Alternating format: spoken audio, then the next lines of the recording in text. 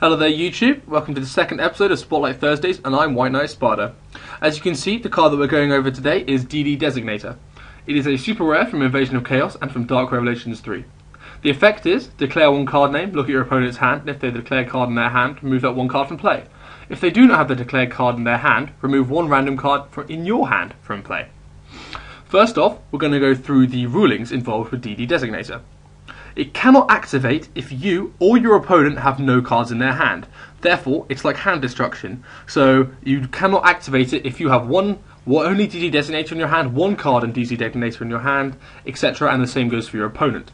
So therefore, as you can see, it is easily best used in the opening turns of the game, preferably first turn.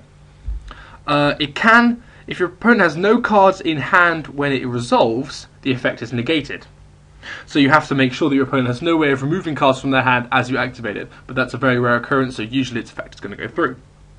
Also, if you declare the card name and your opponent has two copies of said card in their hand, you choose which to remove.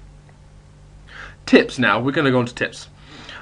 Use it to kill Exodia decks, full stop, because more often than not, there's going to be an Exodia piece in their hand, and it's quite likely that you're going to guess the right one. So use it to kill Exodia decks, and also it runs very well in bounce decks.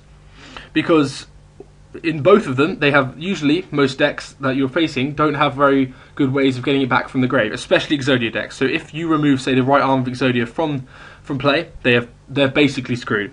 Also, as I said, it runs well in bounce decks because you bounce them back to their hand, so you instantly know what is going to be in their hand, so you can remove that troublesome card from play. Also, you can combo with the card Dark Designator to ensure that you get the right card. To attack, you can attack in with Grand Mole, return said monster to the opponent's hand, and then you nail it with Designator. So you can combo up nicely with several cards with this, making it a nice flexible card and quite splashable in my opinion. Also, importantly, now that Mind Crush is limited, it is a good replacement. It involves removing, as Mind Crush does, and also you get to see their hand. So it's very handy, and there are lots of options because so much searching goes along. So people rotor, people use Shin Smoke Signal, all that. Designator can, of course, get rid of those. You can also combo it with cards, obviously, such as DD Scout Plane, as you don't waste it and it comes back next field that you can use as a tribute. So, say you declare one card name, your opponent does not have that card in their hand, so you remove one random card from your hand. If it is indeed your DD Scout Plane, it is removed from play and next turn it comes back, special summoned, so you can use it as a tribute. Therefore, you do not lose any hand advantage, you maintain field, and of course you get to see your opponent's hand, and as such you can plan ahead and learn how to counter it. It's quite handy in first turn against Dino Rabbit and wind-ups because you can always just guess a tour guide, and if they do it, their combo is screwed. And also, if you do not, then you can see their hand, and as such you can plan ahead accordingly and counter them. And even so, there again, I've come back to it many times, but even if you do get it wrong, one of the best parts of this can is that you get to see your opponent's hand.